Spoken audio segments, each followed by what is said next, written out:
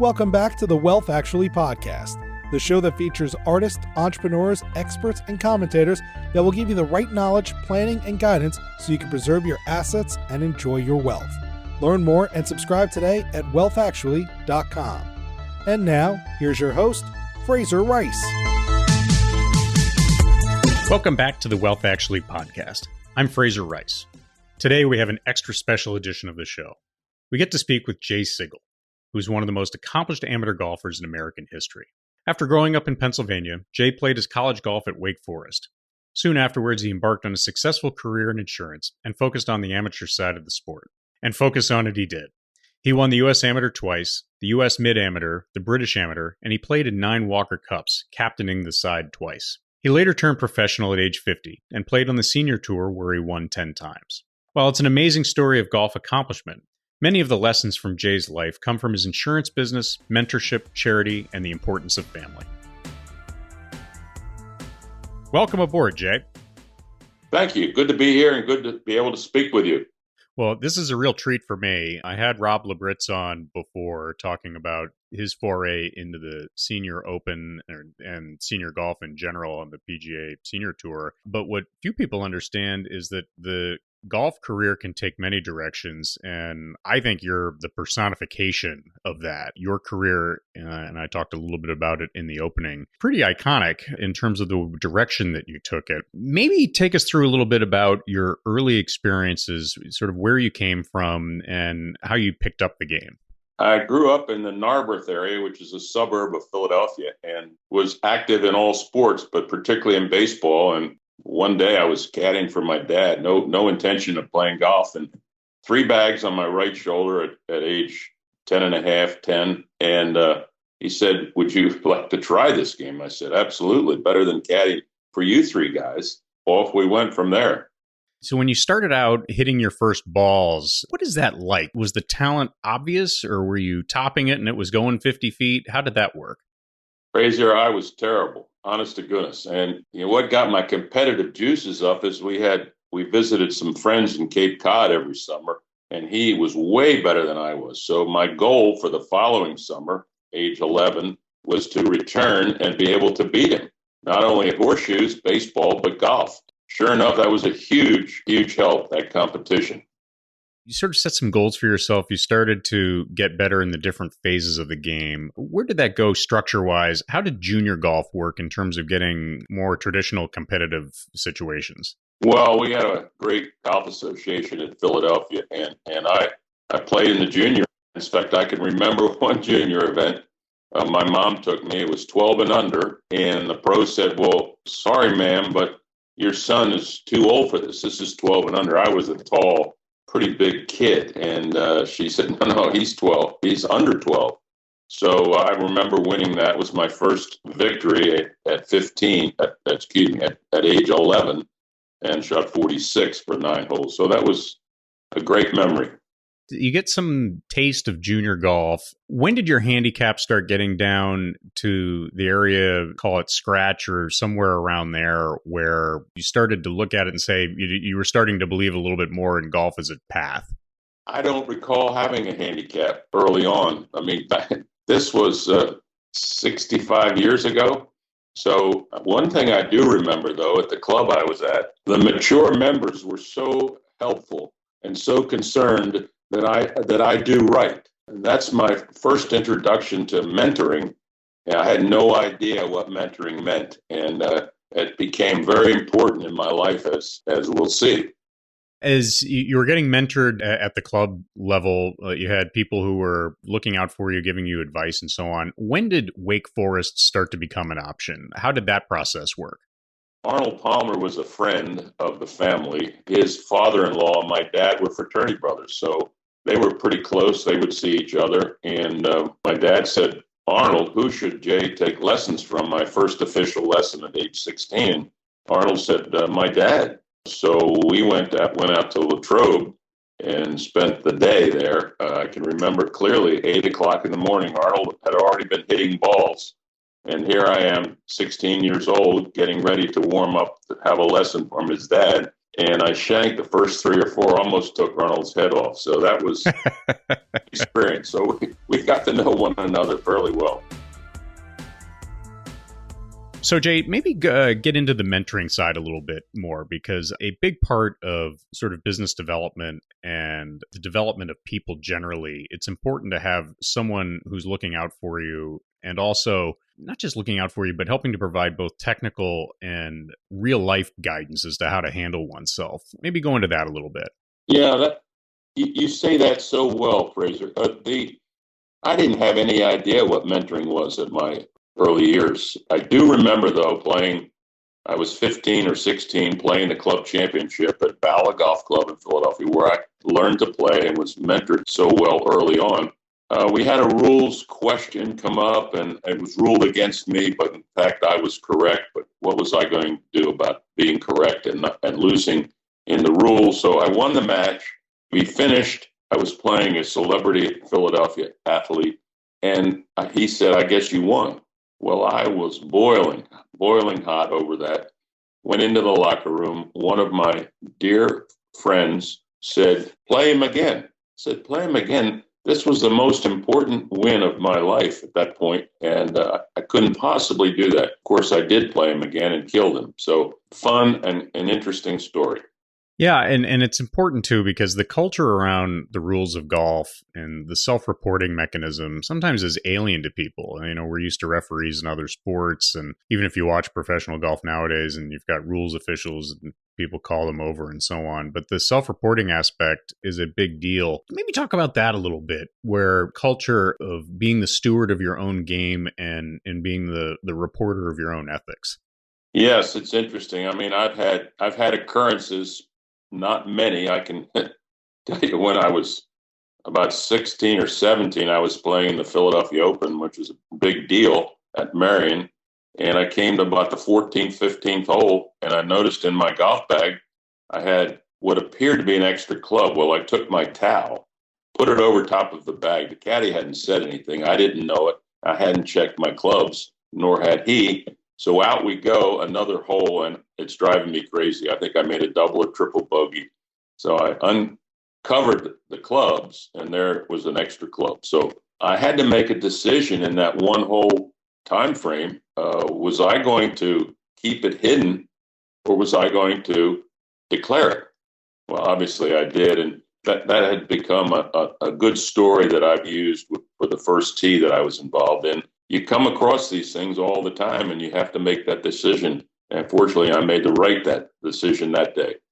Well, it's important. I mean, a lot of times, I think in the golf community, the obviousness of the ethics and so on and self-reporting, I think it's interesting to hear. It's not always automatic. And that is where getting to the right decision, it's an important component. And it's a lot of things a lot of ways that the business community misses that. And the doing the right thing, A, you have to identify what the right thing is, and then B, you have to decide to do it and execute. That's not always as simple as a snap of the finger.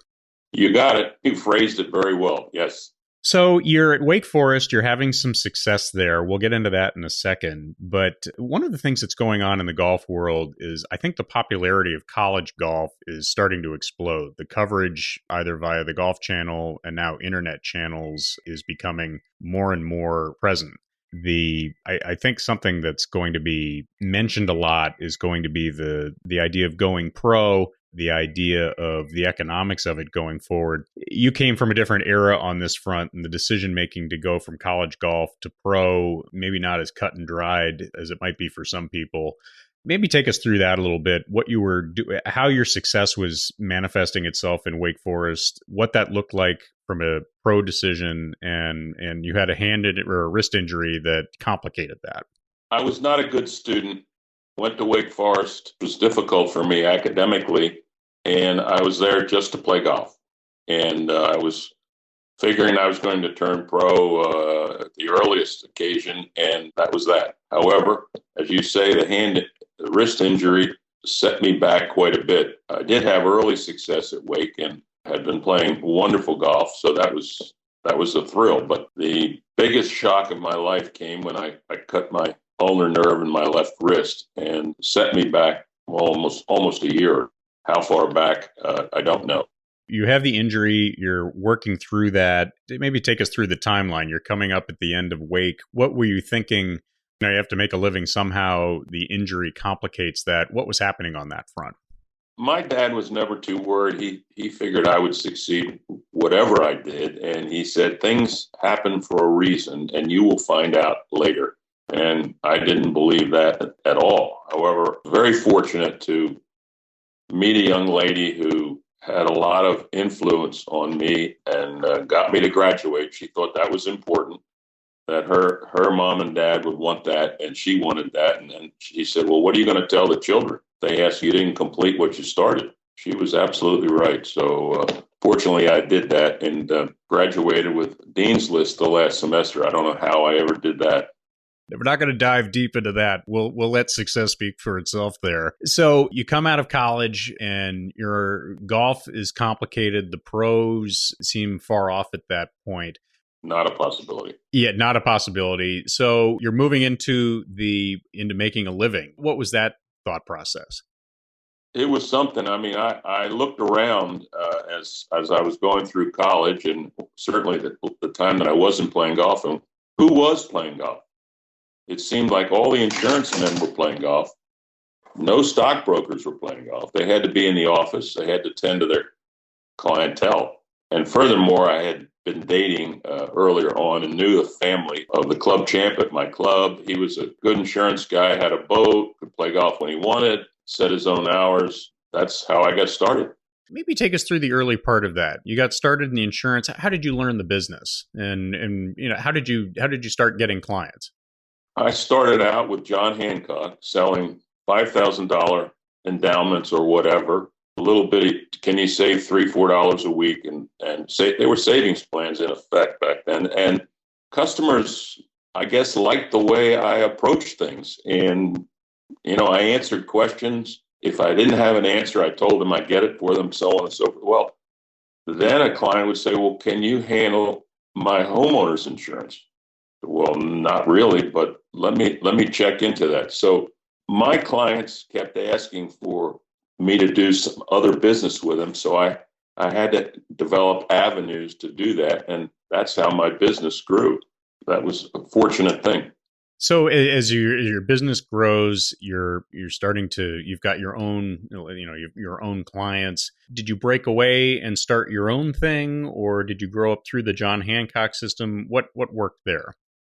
Not till, I don't know, probably the late 80s that I have my own organization, which only was comprised of maybe 8 folks. The thing that stands out through all that is I was very competitive, as you can probably well tell. And the competition entered into every interview I had. I wanted to win. It had to be right, whatever it was that I was doing. And it had to be right later on when it was reviewed by experts, so to speak. So I was very concerned that it was done properly. I became a professional in the insurance business, got my professional designations through the American College, CLU, Chartered Life Underwriter, as well as Chartered Financial Consultant. And I considered myself a professional. Jay, on the role of family, your wife has been an instrumental part of not only your professional, but personal development as well. Maybe talk a little bit about that and how that relationship has sort of added a different dimension to you. Surely, I'm happy to do that. You heard me say she's responsible for my graduating, finishing, completing my task at Wake Forest. And she's been a huge force in my life, as evidenced by the time when we lost twin boys full term in 1970. And we both discussed the fact that this was going to either strengthen or weaken our marriage. And of course, it strengthened it. She has been a normalizing force in my family. She talks to our 3 daughters almost regularly, does a great job. She keeps me from getting bent out of shape too often. As I say, normalizer. And I would be traveling and I'd find a sticky in my suitcase or a note from her that said, too much I got to find it, my notes. While you're looking, I mean, it's the type of thing, having that extra perspective is that thing that helps you keep from getting too high and too low and then making poor decisions because you're in a weird emotional state that and if you've been able to go through harder times together, you come out at the other side. You got it absolutely right. I mean, she would put things in my suitcase every once in a while that were significant. I mean, I'll tell you the quotes. I mean, and this was probably the best. She said, "To whom much is given, much is expected." And I've been given an awful lot. So through her quote and through our agreement, I mean, she thought that it's great that I give back, and that was helping getting it started. No, it's a terrific notion, and I think it's important for people to understand that life is often a team sport, and you don't become an excellent golfer, you don't become a success in business, and you don't get to that point where you can pay it forward without having that support at home. And that's a nice comment on that. Absolutely. Keep me from becoming too cocky, which that would never happen. She gave me this one: "We live with our friends, not our accomplishments." That's a great one. Wise words and good words when you're out on the road, and it's easy to lose your compass at times, right? Yeah, exactly. And whenever I'm struggling with my game, she says, "You're not a legend. You're still a competitor." I like that. I like that a lot. Yeah. So and then I think I told you the one when I'm speaking that she reminds me that only my parents want to hear me for more than 15 minutes. But keep it short and sweet. So. Well, I'm going to disobey her. You can blame it on me because this is important to hear from. It's important to hear all sides. So we're going to go longer than 15 minutes. Okay. All righty. It's really cool. When did the itch to get back into high-level golf start to come back? It probably never left, but as you worked through your wrist injury, there had to come a point where you started to say, okay, maybe the pro situation isn't going to work. I'm developing my insurance career and my insurance business, but there's an avenue in golf that can address that fire that needs to be stoked. What was the thinking around that, and how did you start having this rise in the amateur side of the golf? I still liked to compete, even though maybe I didn't compete that well. So I would win a local event or a club championship or a member guest or whatever. Then it went to the state amateur in Pennsylvania. I started to win those and accumulated quite a few. But the itch was just being developed locally. I was spending a lot of time with my business and my family. I'm thrilled at this day that I could do both, never believing that I could be a professional golfer or a high-level golfer later on. How did the biggest part about all that is the time management. You were in a career, as you said, that gave you a lot of control over your time, which is helpful. You've got a family and everything that goes with that. What is the time commitment that it takes to be a high-level amateur golfer? Oh, my. Well, I wasn't early on a high-level amateur golfer. I was a regional golfer, local golfer. And finally in the 70s, as I matured, and I think clearly it was my maturity that got me to where I needed to be in the amateur golf. And things started to turn around. Victories came on regional and national events, such as the Porter Cup, the Northeast Amateur, Sonny Hanna, those types of things.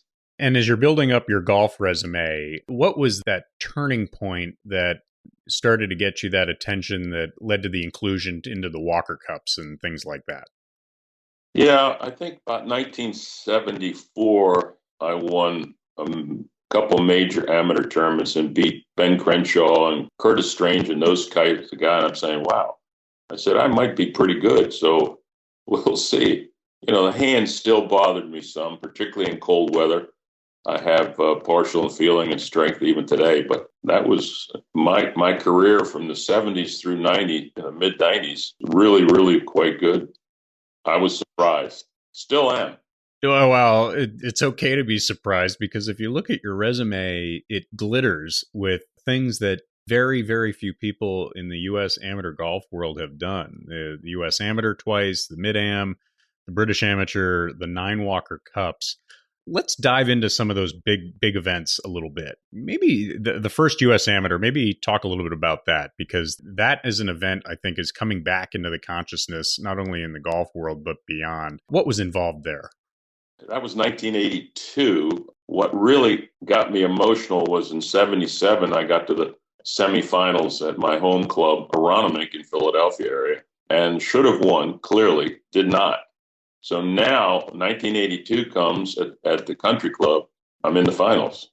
I'm so nervous you can't possibly imagine. In fact, the first hole I shanked my second shot into the weeds, and it was a long day, but I prevailed. Winning, I couldn't believe. It was a long road. I can remember pulling out of the country club, telling my wife, you know what, we can do this again. So my vision of success for this event in the future was set right there as I left the club.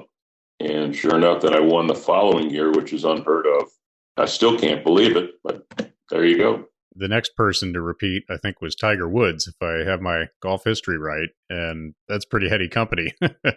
It is. The Walker Cup experience, which is a team event. And I was lucky enough, I got to walk around at National watching the Walker Cup. And it's a really cool situation watching the camaraderie and the competition. But take us into the team room of these Walker Cups. You've been in 9 of them. I think you won all of them, if I remember correctly, or the U.S. one. Take us through the team room and the relationships formed in the crucible of battle on that front, and where maybe team dynamics in golf that you normally wouldn't think of get developed. I don't know where to start with that. There's so many wonderful stories to hear. There are some that weren't as wonderful. For instance, I was playing captain 2 times, so those are more obvious to me, in that we had to set the lineup within 1 hour of the first day's play, who was playing with whom and what spot. I had a player say in our team meeting that I didn't feel comfortable playing with so-and-so, so there was dead silent. The one fella didn't want to play with the other one. That was a shocker. I wasn't trained to answer that question. Fortunately, I didn't have to. I remembered as a student, if you don't know what you're talking about, don't say anything. For maybe 30 seconds, it was total silence. With that, one of our younger players jumped up, said, "Give me so-and-so, we'll kill him." With that enthusiasm, I sent them out first the following day. They won their match, and that ended up winning the event. As far as, I just heard a very funny story. I was talking to Brad Faxon, and he and Willie Wood were playing at Hoylake in 1983, and they came to the first hole. Willie was to hit. It was alternate shot. And Brad looks over and said, "Willie, what's wrong?" He said, "I can't hit. I'm too nervous. I can't hit." Well, I don't know what you do if you can't hit. So that means your partner has to hit. They birdied 3 of the first 5 holes. And I think that's just what it is. You're playing for your country. You're playing for your teammates. You're playing for your community. You're playing for your friends. It's a lot of pressure. And we did well there. Same thing happened with me in my first Walker Cup, Long Island at Shinnecock. My partner and I go to the first tee. We hadn't decided who was going to hit. So both of our bags were right on the first tee. I look at him. He looks at me. He said, "Are you going to hit?" I said, "Nope, I'm not hitting." So he hits, and he's the straightest driver in the world. He hit it right down the middle, and I think I had 145 yards to the green. Never forget this. I hit a pitching wedge 25 yards over the green. So that's the enthusiasm and the nerves that get into the game. So that's why at that point you say, "I'm glad I'm playing match play. We can discard the one hole and get back to business and move on from there." Exactly. Relationships formed with the other side, the Europeans. How did you make some interesting friendships on that with those experiences? I sure did. And it's been great. We typically, the matches played the second night, there's a party and there's some alcohol flowing, and some funny stories and putting contests in the dark and so on and so forth. Two stories, or at least one, stands out that Colin Montgomery came to Pine Valley in '85, and he said to his teammates that he wanted to play the old guy, meaning me, and he was going to wax me. Well, I didn't know that, and long story short, we got paired. I didn't know what he had said, but I heard it later at the party when it was over. Probably best round of golf I ever played. I was 6 under through 14 holes and beat him up pretty badly. It's just amazing how some things happen. And when you found out about chitter chatter ahead of time, I'm sure that you get a nice little ribbing in after the fact. Absolutely. And he and I have joked about this ever since. It's like, give me Sigel. Well, I'm going to kill him. And I said, okay, let's go.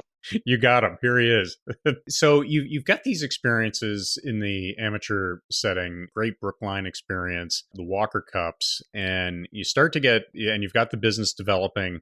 What was the thought process about the senior tour? Was that something, not only the economic component of it, you're feeling good about your golf game. What were you thinking on that front? My amateur career was pretty long. So my early success came in '77 with my first Walker Cup, and then '79 I won the British Amateur. Professional golf was not a consideration. My hand was still a concern. I didn't know how much golf I could play. I could play for 2 weeks off and on, but then I had to rest because of my hand. Not until the very last. I had to get my application in. I had to FedEx it overnight special to get it in the day they received it with my $3,000 entry fee. And this was in '93. I wasn't sure I was going to do it till the very, very last minute, obviously. So a lot of people, there were rumors, there were a lot of suggestions. You're going to kill them, this, that, and the other thing. And I didn't really know anything about the senior tour. I contacted those people that knew, the USGA, ABC, Jack Nicklaus, Arnold, Trevino, and Nicklaus was the most helpful. He was in the life insurance business for a short period of time. He said, I understand your record's not going to go away. It's in the books, so don't be concerned about that. Secondly, I understand your difficulty of trying to being away for 2 or 3 weeks, coming back and trying to catch up with your clients. That's very difficult. So he said, this income, he said, you're a good player. You're better than I thought you were. You'll earn some money. And he said, I don't know how successful you'll be, but you should be just fine. The light goes off. I said, you think I can keep my insurance business as a professional and be a professional golfer at the same time? He said, absolutely. Light bulb goes off. That's what I did. Well, and another story of mentorship there, where you were able to talk to somebody, the greatest in the game, depending on whom you talk to, versus Tiger Woods, but also someone who had some direct experience with what you were talking about on the insurance side. And so that mentorship helped you make a good choice going forward.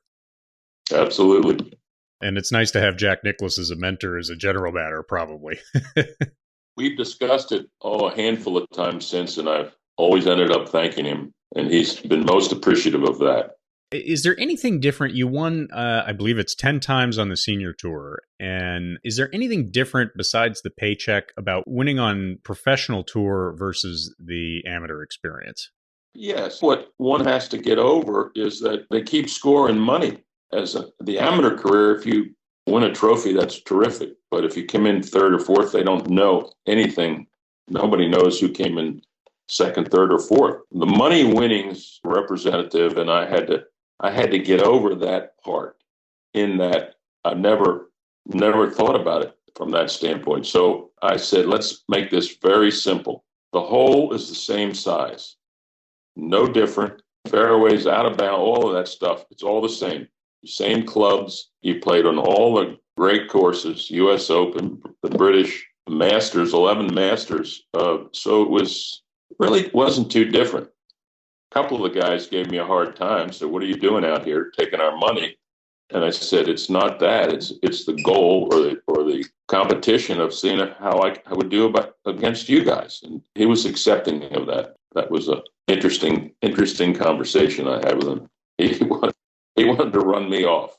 Yeah, well, if you're competing against him, you're taking French fries off his plate. That's right. That's right.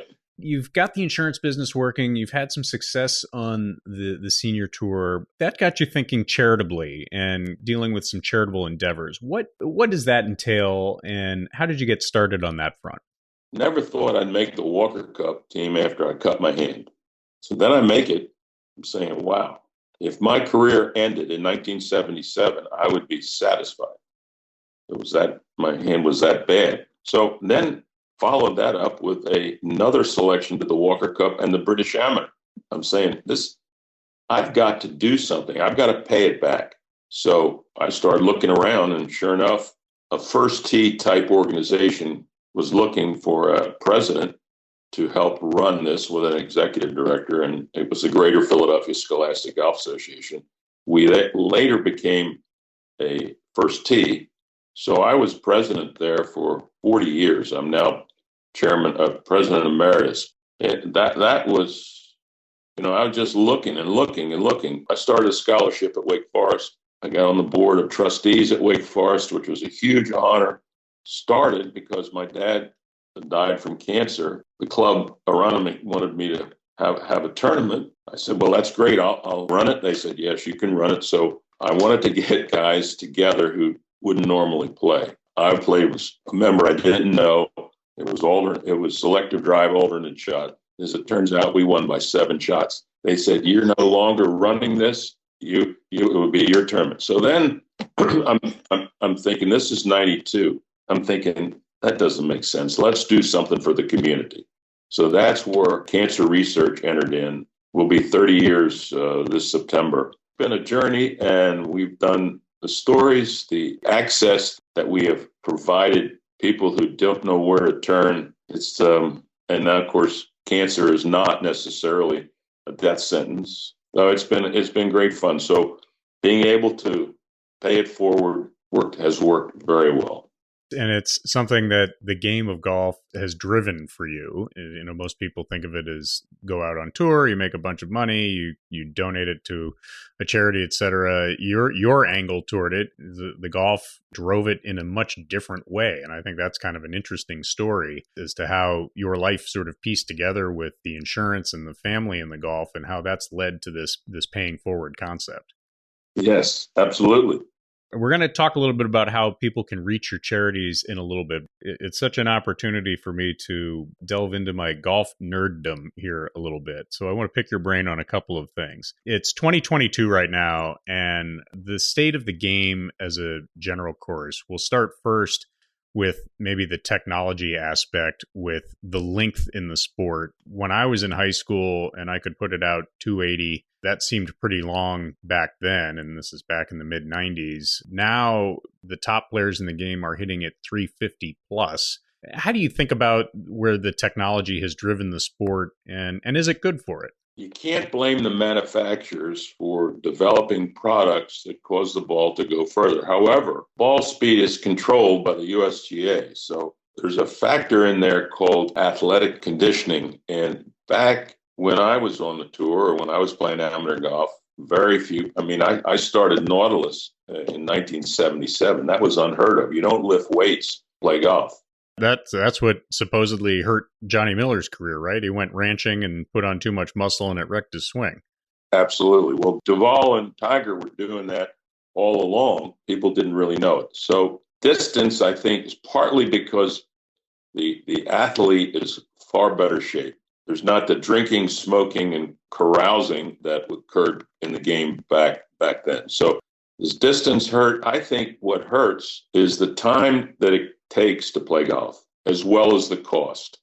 So there have been some new games considered. I don't know why we don't adopt alternate shot. What do you call that? Foursomes. And you can socialize. You can have 4 teams, 1 ball, 8 players, discuss things all the way. You can play 9 holes. You can get it done in an hour and a half, have your lunch, and then get out of there. So there are other ways to do it. I think play it forward. The USGA is coming up with that, which makes sense. Move up a tee. That makes a whole lot of sense. So as far as distance, I don't think it's all the equipment. I think partly it's the athlete in training. Interesting. As you sort of look through your career and the great players that you've played with, everybody's records are kind of out there, so you can say who was amazing and who wasn't. But when you were standing on the practice tee watching people swing and hearing the sound that their strike makes and so on, whose swings really impressed you? And whose games did you look at and say, man, this guy's pretty freaking good? The names that you know today, I played 11 Masters. I played several Opens, several USGA Opens, and the noise that comes from swing speed and contact, now all these clubs make that noise. I don't make that noise like they do. So you could look at DeChambeau. The noise that he makes in hitting a shot, that's out of sight. That's the only thing I could add to this. We just came off of the U.S. Open at Brookline. You had your own magical experience.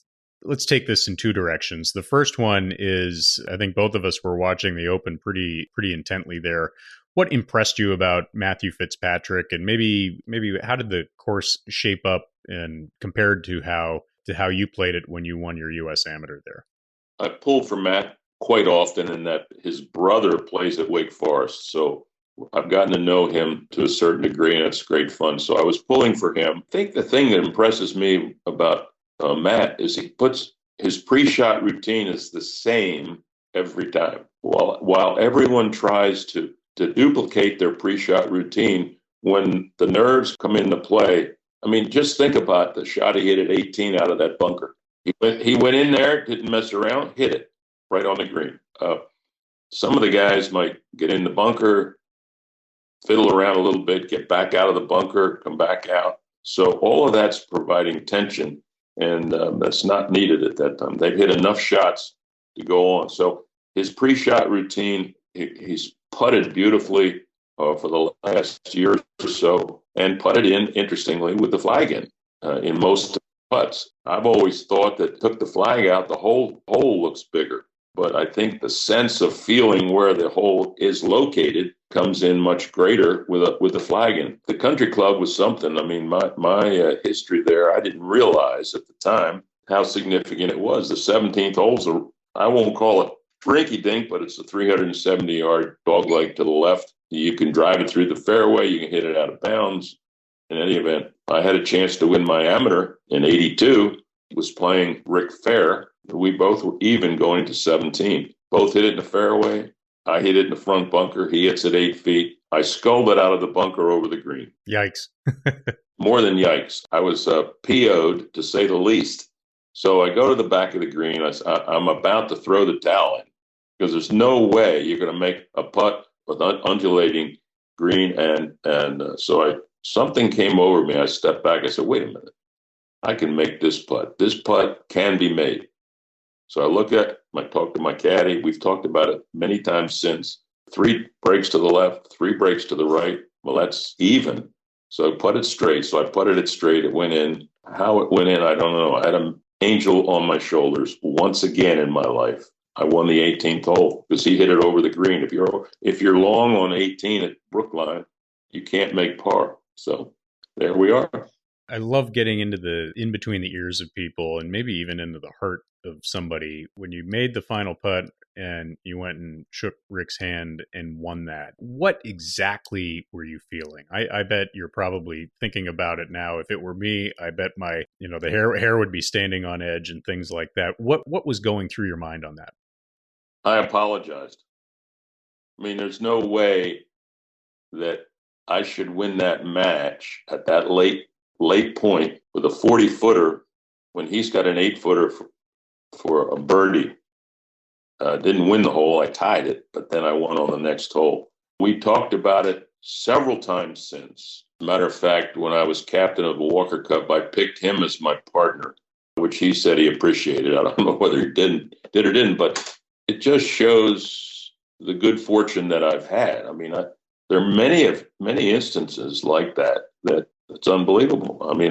Like I say, I've had an angel on my shoulder, and it's allowed me to do a lot of things. One thing you did was you participated in this podcast, and I'm thrilled, Jay, that you've been on. This has been a real treat for me, and I think our listeners are going to not only hear about your experiences, but take away some really good lessons. Also, I think you have to feel pretty comfortable about Wake Forest golf with Will Zalatoris and Cameron Young knocking on the doorsteps of a probably pretty significant PGA Tour success pretty soon. Right. Exactly. How do people find out more about you? I think you have a website, and then maybe just how do they find out about your charities if they want to get more involved? Yes, my website is jsigel.com, www.jsigel.com, and my charity is involved in that website, so you'll be able to get all the information, maybe some golf tips. You'll be able to know how to contact me, and I look forward to hearing from folks. Terrific. And for listeners, I'll have all that in the show notes and some other things that you can sort of take a look and see Jay's career, maybe in video form if I can find it on YouTube, etc. Jay, thank you very much for being on. I look forward to staying in touch. And at some point, maybe we can get you up here into New York. You can try to save my golf game from myself. I don't think that's necessary. Well, thank you for your time, and thank you for selecting me. I've enjoyed it. It's been a worthwhile experience, and you are certainly a pro. Well, I appreciate it. Thank you very much. You're welcome. Take care. Thank you for listening to this episode of Wealth Actually, hosted by Fraser Rice, author of the book Wealth Actually and a leading private wealth manager. Head on over to wealthactually.com where you can subscribe to this podcast, get your own copy of the Wealth Actually book, and connect with Fraser directly. We'll see you next time on Wealth Actually.